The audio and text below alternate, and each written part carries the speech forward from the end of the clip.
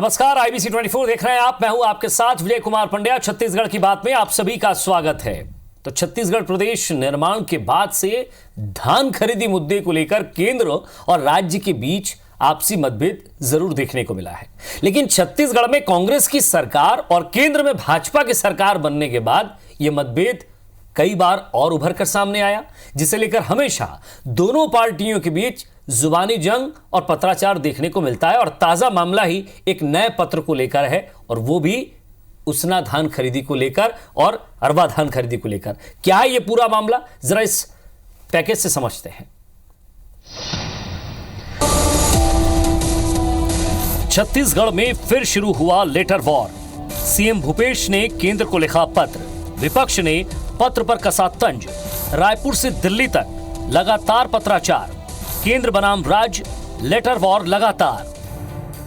जी हां, प्रदेश में एक बार फिर खत पर सियासत शुरू हो गई है। इस बार मुद्दा धान उपार्जन की अनुमति का है। दरअसल राज्य सरकार किसानों को धान का दाम 2500 रुपए दे रही है। इस कारण इस वर्ष धान का बम्पर उत्पादन हुआ है। धान खरीदी केंद्रों में धान बेचने के लिए किसानों की कतार लगी हुई है। इस स्थिति में खरीदी केंद्रों से धान रखने की जगह नहीं बचेगी। दूसरा कारण ये भी है कि राज्य में बारदाने की कमी है। अगर जल्द ही कस्टम मिलिंग हो तो बारदाने खाली होंगे और फिर इसी बारदाने का उपयोग किया जा सकेगा। मुख्यमंत्री भूपेश बघेल ने राज्य की कस्टम मिलिंग की क्षमता का उल्लेख करते हुए केंद्रीय पुल के अंतर्गत FCI में 26 लाख मीट्रिक टन उसना और 14 लाख मीट्रिक टन अरवा चावल उपार्जन अनुमति देने का अनुरोध किया है। सीएम ने पत्र लिखा है कि FCI द्वारा साल 2016 और 17 और उससे पहले उसना के साथ अरवा चावल भी उपार्जित किया जाता रहा है, इसलिए ये प्रक्रिया फिर अपनाई जाए।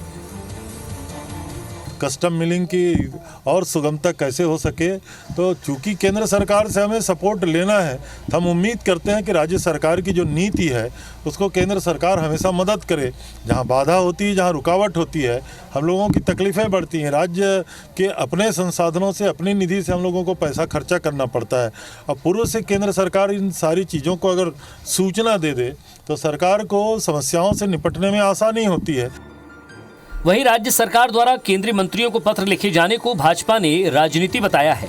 भाजपा का कहना है कि राज्य सरकार केंद्र सरकार को हर मुद्दे पर पत्र लिखती है और पत्र लिखने की आदत हो गई है। राज्य सरकार अपना काम बेहतर ढंग से करे और केंद्र को सुझाव देने की आवश्यकता नहीं है। भाजपा प्रवक्ता शिवरतन शर्मा का कहना है कि राज्य सरकार अपने कोटे का कस्टम मिलिंग शुरू करे, लेकिन अभी तक तो पिछले वर्ष की धान की मिलिंग ही नहीं हो पाई है। केंद्र की नीति राष्ट्रीय स्तर पर होती है, केंद्र अपने सिस्टम से काम कर रही है।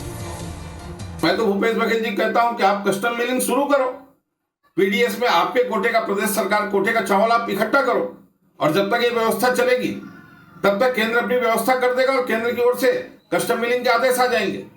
पर आपकी अक्षमता तो यह है कि पिछले साल की धान खरीदी की मिलिंग अभी पूरी नहीं हो पाई है। अभी भी लाखों टन धान बाकी है, जिसका नुकसान प्रदेश सरकार को उठाना पड़ेगा। केंद्र और राज्य सरकार के आपसी पत्राचार में राजनीति तो जरूर नजर आती है, जिसका फायदा किसानों को नहीं मिलता। इसलिए बेहतर होता कि केंद्र और राज्य आपसी सामंजस्य बनाते हुए किसानों के लिए काम करें। सौरभ सिंह परिहार, IBC 24, रायपुर। तो ये पत्राचार अलग अलग मुद्दों को लेकर भी है, कोरोना को लेकर भी है और धान को लेकर भी है। जरा समझने की कोशिश करते हैं कि धान को लेकर लेटर क्यों लिखा गया है। इसे भी हम विस्तार से समझाएंगे, तफसील से बात करेंगे। संजय श्रीवास्तव जी बीजेपी नेता है, वो हमारे साथ जुड़ रहे हैं। स्वागत है आपका। राजेंद्र तिवारी जी कांग्रेस नेता, प्रखर वक्ता, चेयरमैन है खादी ग्राम उद्योग के, वो भी हमारे साथ जुड़े हैं। तो एक चीज़ ये पहले समझ ली जाए, क्योंकि स्टूडियो में मेरे साथ संजय शर्मा जी इनपुट एडिटर हैं, उनसे भी हम आज इसी विषय पर बहुत बातचीत भी करेंगे। तो सबसे पहले तो एक चीज़ ये समझ लें कि धान को लेकर अगर जो लेटर लिखा गया है उसका पूरा मजमून कहाँ से शुरू होता है, क्योंकि 1 दिसंबर से खरीदी शुरू हुई और राज्य में इस साल धान बेचने के लिए 21,29,764 किसानों ने पंजीयन कराया है, और रकबा जो था वो भी बड़ा 27,59,385 हेक्टेयर से अधिक हो गया है। और इसी के अंतर्गत पिछली बार 12,06,000 किसान थे, जो बढ़कर अब हो गए हैं 18,38,000। तो सवाल यह है कि जैसे जैसे रकबा बढ़ेगा, किसान बढ़े, तो धान का उत्पादन भी बढ़ा। अब धान के उत्पादन में छत्तीसगढ़ में किस्में ही इतनी है कि आप ढूंढते रह जाएंगे अलग अलग किस्म की, कौन सा बेचना है कौन सा नहीं बेचना है। सरकार को तो सारा खरीदना है। और इस बीच सवाल आ जाता है उसना पर और अरवा पर। और अब जब 2017 से खरीदी नहीं हुई अरवा की, तो उसको लेकर ये लेटर लिखा गया है। संजय जी, मैं किसी भी पॉलिटिकल एंगल पर जाऊं, सबसे पहले आपकी मैं राय जानना चाहता हूं कि सरकार ने अरवा को लेकर एक बार फिर पहल की है। इसे व्यापक रूप में समझने की जरूरत है, क्योंकि एक तरफ दिल्ली में भी किसान प्रदर्शन कर रहा है, छत्तीसगढ़ में धान खरीदी हो रही है, धान के साथ साथ किसान का मामला है। तो किसान, धान, एमएसपी और राजनीति ये सब कुछ मिक्सचर हो चुका है इसमें। देखिए, किसान जो है बहुत बड़ी माने राजनीति जो है किसान के पीछे बहुत लंबे समय से चल रही है और बड़ी राजनीति होती है। और छत्तीसगढ़ में हमने देखा कि किसान किस तरह से चीज़ों को पलट देता है। 2500 रुपए की बात इन्होंने की थी कांग्रेस वालों ने, देखिए क्या हाल हुआ है बीजेपी वालों का, जो बोनस नहीं दे पा रहे थे। दो साल का बोनस उन्होंने रोका। किसानों ने उनको बता दिया कि बोनस नहीं देना, वायदा खिलाफी करना क्या होता है। कांग्रेस ने वायदा किया 2500 रुपए का, किसान बढ़ गए। देखिए 12-13 लाख किसान अगर बढ़ जाते हैं धान बेचने वाले, तो फिर ये भी राज्य सरकार के लिए चिंता का विषय तो है। खरीदना तो पड़ेगा धान, आप चूंकि आपने वायदा किया है आप धान खरीदेंगे, 15 क्विंटल ही खरीदेंगे, लेकिन खरीदेंगे आपने कहा है। तो अब ये जो धान इस बार खरीदी होनी है वो लगभग 85 से 90 लाख मीट्रिक टन के आसपास कहीं पे जाएगा। जो अनुमान लगा रहे हैं लोग कि 60 लाख मीट्रिक टन चावल की बात हो रही, वो तो उतना धान होगा। भारत सरकार से जो अनुमति की बात, भारत सरकार से अनुमति ये चाहते हैं कि अरवा चावल भी ले भारत सरकार एफसीआई के जरिए अरवा चावल की खरीद कर ले। वो करीब 14 लाख अरवा चावल देना चाहते हैं। कहते हैं कि हमारा जल्दी मिलिंग हो जाएगा क्योंकि हमारे पास मिलिंग की क्षमता ज्यादा है, मिलिंग क्षमता ज्यादा है और समय कम लगेगा। उसमें में समय लगता है क्योंकि उसको उबालना, फिर उसको सुखाना, फिर मिल करना समय लगता है। तो अब ये चूंकि देखिए, एक तो ये है कि केंद्र सरकार या तो खरीद ले अरवा चावल, अगर केंद्र सरकार नहीं खरीदेगी तो फिर वो किसान विरोधी रुख के बारे में कांग्रेस को, जनता को बताना पड़ेगा। मतलब तो इसमें ये राजनीति भी दिख रही है। ये लेटर केवल निवेदन है और इस निवेदन को नहीं माना जाएगा तो ये कहीं ना कहीं प्रतिवेदन में भी चला जाए, इसको भी समझने की कोशिश करते हैं। राजेंद्र तिवारी जी हमारे साथ जुड़ रहे हैं और इस पर बहुत अच्छे से वो अपनी राय भी रखेंगे। मैं चाहता हूं कि राजेंद्र तिवारी जी इसको स्पष्ट कर दें इस लेटर को, क्योंकि 2017 से, क्योंकि जब संजय जी और हम बात कर रहे थे तो उन्होंने स्पष्ट कहा कि 2017 के बाद से तो अरवा लिया ही नहीं जा रहा है, ऐसे में अरवा को लेकर लेटर लिखा जा रहा है उन्होंने पत्र में। देखिए, सबसे पहली बात तो ये है कि प्रदेश के मुखिया ने पत्र लिखा है केंद्र सरकार को। धान की खरीदी और चावल का उपार्जन ये राज्य सरकार और केंद्र सरकार के बीच में परस्पर संबंधों पर आधारित होता है। आप मेरी पीठ खजवाएं, मैं आपकी पीठ खजवाऊं, बहुत स्पष्ट बात है।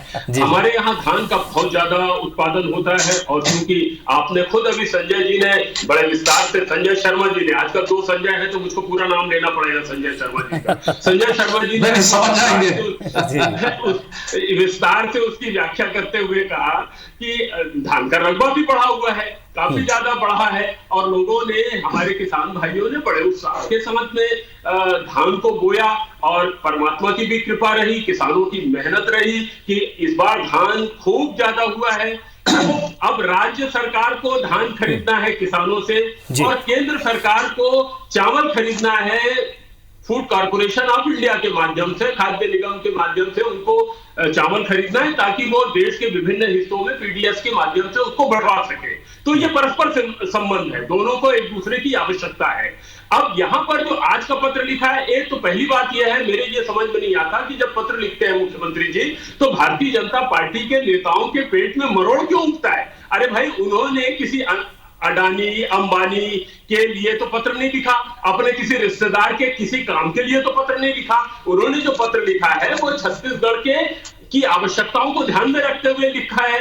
उन्होंने यहाँ के सुदूर वनवासी अंचल में रहने वाले आदिवासियों से लेकर के यहाँ के तमाम लोगों के हित में लिखा है। अभी तो ताजा तरीन पत्र है जिसको लेकर के आप उससे चर्चा कर रहे हैं विजय भाई। तो स्थिति ये है कि हमारे यहाँ आपको भौगोलिक परिस्थिति और यहाँ की अरवा मिल और उसना मिल की स्थिति को समझना पड़ेगा। हमारे यहाँ उसना मिल की केवल 400 राइस मिल है। बिल्कुल, उसका कारण यह है कि हमारे यहाँ छत्तीसगढ़ में उसना चावल खाते ही नहीं हम लोग अरवा चावल खाते हैं। आप हमारे घर में सब अरवा चावल बनता है, इसलिए छत्तीसगढ़ में 400 मिल अगर उसना की है तो 1504 मिल, मैं अधिकृत आंकड़े दे रहा हूं, 1504 मिल जो है वो अरवा चावल की है। अब अगर हम प्रतिमाह उष्णा चावल को चावल में तब्दील करने की कोशिश करें उष्णा मिल के माध्यम से, तो वो 5,68,000 टन प्रतिमाह होता है, जबकि अरवा की कैपेसिटी जो है हमारी वो 18,83,000 टन की है। तो स्वाभाविक रूप से अरवा चावल हमारे यहाँ बहुत ज्यादा होता है। और मुख्यमंत्री जी ने यही निवेदन किया है कि आप कृपा करके 26 लाख टन हमसे उष्णा चावल ले लीजिए, जो आप पिछले साल लिया, उसके पिछले साल लिया है, मगर उसके पहले आप अरवा चावल भी लेते रहे हैं। तो पीयूष गोयल जी को, जो उन्होंने वर्तमान में अभी खाद्य मंत्री हैं, उनसे निवेदन किया है कि साथ में 14 लाख टन हमसे उष्णा चावल भी ले ले। तो होगा ये कि हम बड़ी तेजी से कस्टम मिल का काम, हमारे दोनों मिल 1504 और 400 1904 मिल में काम बड़ी तेजी से चालू हो जाएगा। और ये यहाँ के किसानों की आवश्यकताओं को ध्यान में रखते हुए किया गया है, ये निवेदन किया गया है। इसके पीछे पिछले साल के बचे हुए धान अभी भी पिछले साल के बचे हुए धान, ये इसलिए भी आवश्यकता पड़ी संजय शर्मा जी, क्योंकि पिछले हमारे यहाँ मैंने जैसा आपको बताया ना कि केवल 400 अरवा उष्णा मिल है, तो वो उसमें उसके भंडारण से लेकर के उसमें काम करते करते ही ये विलंब हुआ है। चलिए, एक बड़ी रूपरेखा सर आपने रख दी है और ये समझा भी दिया है कि इसकी जरूरत क्यों है। मैं संजय श्रीवास्तव जी से इतना ही समय उन्हें भी दूंगा। संजय जी, जरा जो विस्तार से एक पूरे पहलू पर एक एक बात अपनी रखते हुए ये प्रदर्शित कर दिया यहाँ राजेंद्र तिवारी जी ने, और इसे कहते हैं सोची समझी बातचीत एक प्रखर नेता की, एक राजनीतिक नेता की, जो अपने मुख्यमंत्री द्वारा जो लेटर लिखा गया है उस लेटर की जो भाषा थी सर, उसको समझना ही बहुत मुश्किल था, लेकिन जनता के लिए कितना सरलीकरण कर दिया। और ये आपको भी बता दिया कि उसमें राजनीति की तरह से, और ये भी बता दिया आपको कि आप जवाब दीजिए। धन्यवाद विजय जी, जो आपने कहा कि मुख्यमंत्री जी के पत्र को कोई समझ ही नहीं पा रहा है, आप भी नहीं समझ पा रहे थे, और इसलिए राजेंद्र तिवारी जी को सविस्तार समझाना पड़ रहा। अर्थात आप समझ सकते हैं कि लोग नहीं समझ पा रहे। ये निवेदन नहीं था मेरा नहीं सर, संजय जी ये निवेदन नहीं था मेरा, ये था कि जो नॉर्मल आदमी नहीं समझ पाता है कि भाई इस पत्र की क्या भाषा है, किस संदर्भ में लिखा जा रहा है।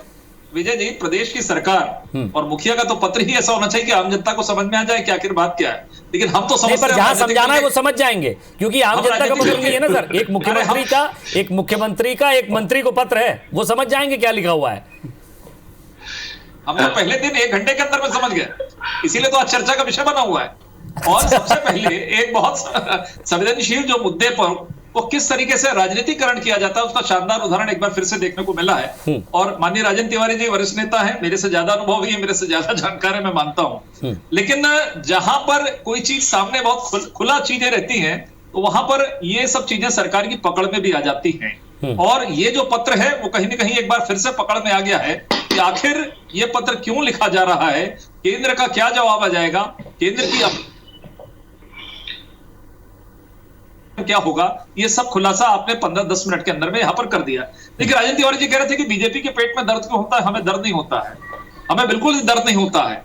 देखिए, दर्द तो आपको होता था 15 साल लगातार, जब हम कोई काम करते थे तो आप विपक्ष में खड़े हो जाते थे, लेकिन आप आंख मूंद कर खड़े होते थे, क्या सत्य है क्या असत्य, इस पर भी आप नहीं जाते थे और आप केवल आरोप लगाते थे। देखिए, पत्र इसलिए कहा जा रहा है कि हर एक संवेदनशील मामला, हर एक जो मुद्दे, जो प्रमुख चीजें रहती है, उस पर आप एक पत्र लिख देते हैं, अर्थात अपनी नाकामी का जो चीज है वो आप सामने रख देते हैं कि आप नाकाम हैं। मुझे मालूम है एक फेडरल सिस्टम है, मुख्यमंत्री पत्र लिखेंगे केंद्रीय मंत्री को, जब दोनों सरकारों के बीच में संबंध है और दोनों सरकार मिलकर किसी चीज को अंजाम देती है तो लिखना चाहिए। लेकिन हम केवल सवाल करने के दृष्टिकोण से यदि प्रश्न करेंगे और पत्र लिखेंगे तो सवाल तो कहीं ना कहीं खड़ा होगा। अभी बात आ रही थी कितनी आवश्यकता है, कितनी यहां पर उपार्जन होगा और कितना केंद्र को देना। देखिए, सबसे पहले इस सरकार के साथ में सबसे बड़ी दिक्कत यह है कि ये राज्य सरकार जो है ये केंद्र को भी एक राज्य सरकार के दृष्टि से देखती है।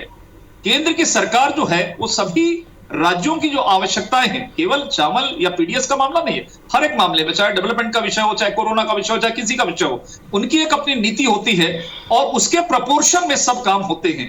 अर्थात पूरे देश के अंदर में कौन से चावल की डिमांड है, मुझे जो जानकारी है यहाँ अरवा हो सकता है, लेकिन पूरे देश के अंदर में उसना चावल की सबसे ज्यादा आवश्यकता होती है और सबसे ज्यादा डिमांड उसना ज्यादा लगता है जी, जहां पर डिमांड होती है। अब इन्होंने तो स्वयं इस बात को स्वीकार कर लिया, इनकी मिलिंग अरवा में ज्यादा हो रही है, इनकी मिलिंग केवल 400 समथिंग उन्होंने कुछ बताया उष्णा की। अरे भाई, आप अपने सिस्टम को खड़ा क्यों नहीं करते?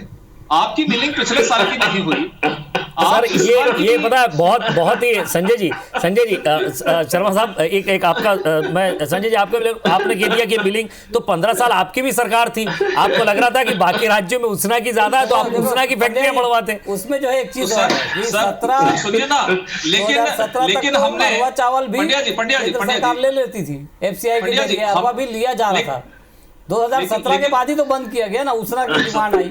लेकिन पंड्या जी हमने अपनी कमी को छिपाने के लिए पत्र थोड़ी लिखा था केंद्र को, या यूपीए की सरकार के सामने अपनी कमजोरी थोड़ी ना, ये सरकार तो अक्षम है ना इसलिए लिखती है। ठीक है, उस समय क्या हुआ आपने संजय भाई आज ना आप डेटा में फंस गए। नहीं ऐसा नहीं है। देखिए आपने 2 वर्षों के अंदर में कितने मिलर्स बढ़ाए, कितने मिलिंग सिस्टम बढ़ाए, वो मुझे बता दे राजेंद्र तिवारी जी, कहीं दिक्कत नहीं, मैं सुनता हूं, कहीं इसमें आपत्ति नहीं है। देखिए वैसे ज्यादातर मिले तो बात सही है पंडित जी, केवल ज्यादातर मिले बीजेपी के शासन काल में ही लगी हैं, में ही बनी है सही है। नहीं ये मानते हैं, लेकिन संजय भाई आज ये कह रहे हैं कि उसना की ज्यादा बिक्री है तो आप उसना को भी उस लेवल में लेकर खड़ा कर देते। आपने 400 पर छोड़ दिया उसको, इधर अरबा का आपके पास 1504 था, उधर आपने उसना को 400 पर छोड़ दिया। लेकिन सर हम उसका उपार्जन करके हमें कहां चावल देना है, इसके लिए हमने कभी केंद्र सरकार की तरफ झांका नहीं है। उस चावल का किस तरीके से उपयोग होगा हम उस पर ध्यान देते हैं। मैं एक छोटा सा रिएक्शन ले लेता हूं यहाँ राजेंद्र तिवारी जी का। पहली बार मैं उसके बाद एक ब्रेक पर जाऊंगा। मैं संजय जी आप ही से शुरुआत करूंगा, लेकिन एक रिएक्शन लेके जाता हूं। कुछ कहना चाह रहे थे राजेंद्र तिवारी जी? हाँ, मैं ये कह रहा था कि वो पत्र की भाषा को लेकर के और बाकी जितनी बात है संजय श्रीवास्तव जी कह रहे हैं तो वो गालिब का शेर याद आता है, यारब ना वो समझे हैं ना समझेंगे मेरी बात, कहते हैं कि गालिब का है अंदाज बयां। और अब हमारी हर बात का उनको विरोध करना है। भी संजय शर्मा जी ने विरोध नहीं करना है, सवाल खड़ा कर रहे। अरे भाई विरोध नहीं कर रहे हैं संजय, नहीं आप शेरो शायरी से सरकारें चल जाती हैं तो कोई बात ही नहीं। फिर मुझको जोर से बोलना पड़ेगा, काहे के लिए मुझको बोलने का अवसर दिया है विजय जी ने, तो सुन लीजिए ना एक बार। दरअसल क्या हुआ कि पहले 19,55,000 हमारे पंजीकृत किसान थे विजय पंडित, लेते कितने, और आज ये हालत है कि 21,48,706 पंजीकृत किसान हैं। अभी संजय शर्मा जी ने बताया कि धान का रकबा भी बढ़ा हुआ है। तो और उन्होंने ये भी कहा साथ में एक बात की कि भारतीय जनता पार्टी के शासनकाल में राइस मिल ज्यादा हो सकी। तो भैया 15 साल का कार्यकाल भी तो था, हमारा कार्यकाल तो जुम्मे अरवा भी ले रहे थे तिवारी जी उनके समय। और नहीं, और सुन लीजिए, उन्होंने चिट्ठी के बारे में कहा तो हम मुख्यमंत्री जी चिट्ठी लिखते हैं, एक और चिट्ठी लिखा है उन्होंने कि कोरोना का एक संजय जी चलिए एक 10 सेकंड का रिएक्शन दे दीजिए संजय जी। मैं फिर ब्रेक पर जा रहा हूं। राजेंद्र तिवारी जी से मैं सवाल पूछना चाहता हूं कि पिछली बार कितना पंजीयन था और कितने किसानों ने धान बेचा, ये भी तो बता दें। इसका मैं जवाब दे रहा हूं, छोटे से ब्रेक पे जा रहा हूं, एक छोटे से ब्रेक पे जा रहा हूं, इसका जवाब ले लूंगा। आपने जो सवाल दागा है उसका जवाब देंगे। और मैं राजेंद्र तिवारी जी आप ही से शुरुआत करूंगा क्योंकि कुछ सवाल छोड़कर चले गए थे और बहुत जरूरी नहीं है कि आंकड़ों में कोई जवाब आपके पास हो तो दीजिए, वरना आप अपनी बात रख सकते हैं। ऐसा पंड्या जी मेरे पास पूरे आंकड़े हैं, मैं तथ्यात्मक ढंग से एक एक बात आपको बताना चाहूंगा। जैसा कि अभी संजय शर्मा जी ने कहा और आपने भी आंकड़ों से कहा कि धान का रकबा बढ़ा है, जबकि कुछ दिन पहले आदरणीय कौशिक जी ने, धर्मलाल जी कौशिक ने बयान देते हुए अतिरिक्त बयान दिया था कि छत्तीसगढ़ में धान का रकबा कम हुआ है। जबकि मैंने आपने बताया ना 19,55,000 पहले किसान पंजीकृत थे जो बढ़कर के 21,48,000 हो गए हैं। मगर भारतीय जनता पार्टी को इस बात से मतलब नहीं है। अच्छा, कारण भी उसका संजय शर्मा जी ने बखूबी बताया कि चूंकि किसान इनसे नाराज थे इसलिए इस गति को प्राप्त किए ये लोग, और अब चूंकि इस गति को प्राप्त हो गए हैं इसलिए अब ये किसानों से नाराज हो गए हैं, इसलिए किसानों से बदला लेना चाहते हैं, किसानों के प्रति अपनी नाराजगी उतारना चाहते हैं। ये बुनियादी अंतर है, इसको समझ लेने की बात है। और जहां तक पत्र लिखने की बात है, मैं आपसे बहुत स्पष्ट कहना चाहता हूं कि मुख्यमंत्री जहां आवश्यकता होगी छत्तीसगढ़ के हित के लिए पत्र लिखेंगे। अभी उन्होंने एक पत्र लिखा है कि कोरोना की वैक्सीन हमको प्राथमिकता के आधार पर तिवारी सर, राजेंद्र तिवारी जी एक सवाल संजय जी कुछ कह रहे हैं, जरा उसको सुन लीजिएगा। जी संजय शर्मा जी की संजय श्रीवास्तव जी? संजय शर्मा जी पूछिए शर्मा जी। देखिए ये जो है 2017 तक तो आपने अरवा चावल को मंजूरी दी, लेकिन जैसे ही आपकी सरकार आई अरवा चावल बंद और उसना शुरू। अब वो अगर उसना ही देते रहेंगे तो आपको तो 6-7 महीने तो उसी में लग जाएंगे, 8 महीने, तब तक तो बारिश आ जाएगी। क्योंकि बिल्कुल इस सवाल को बहुत अच्छे से समझ गए होंगे तिवारी जी आप, क्योंकि मिलिंग भी कम है, मिलिंग कम है, महीने में आप 5.68 ही दे पाएंगे।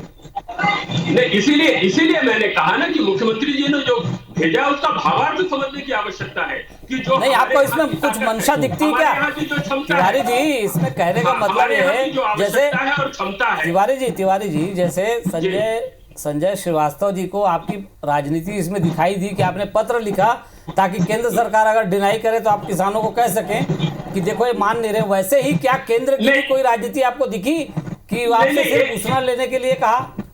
नहीं, एक उदाहरण दे रहा हूं ना आपको, ताजा तरीन उदाहरण कि 4,75,000 गठान की हमको जरूरत थी, हमने रिक्वायरमेंट भेजी 4 लाख की, हमको स्वीकृति आई 3 लाख गठान की, और बाद में भारत सरकार ने ये कहा कि चूज कमिश्नर इतना नहीं बना सकते, कोरोना के कारण फैक्ट्री बंद पड़ी है, इसलिए हम 1,43,000 गठान ही दे पाएंगे। उसमें से भी आज की डेट तक 90 लाख गठान आया। समय कम है सर, मैं इसी बात को लेकर संजय जी के पास चलता हूँ, संजय श्रीवास्तव जी के पास। संजय जी देखिए विजय जी जो मैंने सवाल किया था वो शायद उसका जवाब राजेंद्र तिवारी जी ने नहीं दिया। ये आंकड़ों की सरकार है, 21 लाख पंजीयन हुए। मैंने पूछा था कि पिछले साल कितना पंजीयन हुआ और एक्चुअल में धान कितने किसानों ने खरीदा। 2 दिन पहले ही हम चर्चा कर रहे थे, तब इन्होंने कहा कि लगभग 2 लाख किसान की बात कर रहा हूं। सुन लीजिए अब आप बीच में बोलिए ना। अब मेरे को विजय जी ने मेरे को समय दिया है। पिछली बार अभी 2 लाख किसान, 2 लाख समथिंग किसान बढ़े हैं ये कहते हैं। जब अभी तिवारी जी का ही बयान था कुछ दिन पहले फोनों में कि मैंने पूछा रकबा कितना बढ़ा तो बोले 2%। यदि 2 लाख किसानों का रकबा 2%, सुन लीजिए अरे सर सुन लीजिए ना, सुन तो लीजिए। ये सरकार के साथ में दिक्कत है, सुनते नहीं है। बारदाने के लिए चिट्ठी लिखेंगे, कोरोना के लिए चिट्ठी लिखेंगे, पैसा मांगने के लिए चिट्ठी लिखेंगे, धान लेने के लिए चिट्ठी लिखेंगे, तो आखिर काम कब करेंगे आप? और आप मुझे एक्चुअल बताइए, आज बता दीजिए आईबीसी में कि 21 लाखों का पंजीयन है, क्या 21 लाख किसान धान बेचेंगे क्या? और पिछले साल का रिकॉर्ड आपको बता देगा। आंकड़ों की बाजीगरी नहीं होनी चाहिए। कोरोना और सुनिए, लिखने में भी इनको आपत्ति है। अरे आपत्ति के सर 30,000 करोड़ आपका बजट नहीं, आप खर्चा नहीं कर पा रहे। 30,000 करोड़ की डिमांड हमने आज तक मांग करी है विजय जी कि 30,000 करोड़ का डिटेल दे दीजिए। 30,000 करोड़ का डिटेल तो दे दीजिए कि आखिर कहां पैसा खर्च करेंगे। नहीं आप बता दीजिए ना सर, आपने बता नहीं पाया आज तक। नहीं संजय जी वैक्सीन तो मांग रहे फ्री में, क्योंकि आपने दूसरी जगह वायदा किया था। फिर पैसा भी चाहिए, कहीं और भी वायदा किया था ना फ्री में वैक्सीन का। छत्तीसगढ़ में क्यों नहीं? कहना यही है विजय जी, वैक्सीन में भी राजनीति। अब देश के अंदर में क्या व्यवस्था है, देश के सभी। सर वो वैक्सीन आप ही के लिए मांग रहे हैं, आप ही के छत्तीसगढ़ के लिए, वो गुजरात के लिए या बिहार के लिए नहीं मांग रहे? अपनी नाकामी को छिपाने के लिए, अपनी नाकामी को छिपाने के लिए छत्तीसगढ़ के लोगों को अपनी नाकामी को दी जाए। क्या मेरे दूसरे राज्य की जनता, दूसरे राज्य की जनता देश की जनता नहीं है क्या? क्या ड्यूटी है? क्या मध्य प्रदेश की जनता, क्या उत्तर प्रदेश की जनता, क्या महाराष्ट्र की जनता? मुझको एक उदाहरण बताएं यहाँ पर। हमको छत्तीसगढ़ वाला नहीं है। सर समय कम है, मैं माफी चाहता हूँ, इस डिबेट को यही समेटना पड़ेगा। आप दोनों से यही हमारा उद्देश्य था कि इस मसले पर एक लंबी बातचीत हो। लेकिन संजय जी जिस तरह से आप कह रहे थे कि ये खेल होता है अधिकारियों का, अधिकारी टू अधिकारी ये मैसेज जाता है कि आपके पास कितना धान रखा है, पिछला वाला कितना पड़ा है, कितना नहीं पड़ा है, तो आगे क्या करना है। भी है ना विजय, हाँ, क्योंकि इसमें राजनीति भी है, तो पत्र जो चलते हैं, अलग-अलग पत्र रोज चलते हैं जी। कुछ उधर से कुछ चीजें आती हैं, वो उसके पीछे भी पॉलिटिक्स, और कुछ इधर से जाता है, इसके पीछे भी पॉलिटिक्स। तो अब राजनीति तो चलेगी, लेकिन हाँ ये है कि इनके पीछे भी ऑफिसर्स तो होते ही है जानकारी देने वाले कि कब क्या करना है, कब क्या करना है। चलिए, तो ये जो लेटर वॉर है ये तो लगातार, क्योंकि अब केंद्र में बीजेपी है और राज्य में कांग्रेस है, तो एक दूसरे से सवाल जवाब तो होते ही रहेंगे, एक दूसरे से निवेदन अनुरोध होता ही रहेगा। और हम भी यही प्रयास करते रहेंगे कि अनुरोध और निवेदन के बीच कुछ और नया निकल कर आए, जनता का भला हो जाए, बस जनता का भला हो जाए। बहुत बहुत शुक्रिया सर, संजय श्रीवास्तव जी आपका, राजेंद्र तिवारी जी आपका भी, और संजय जी आपका भी। नमस्कार।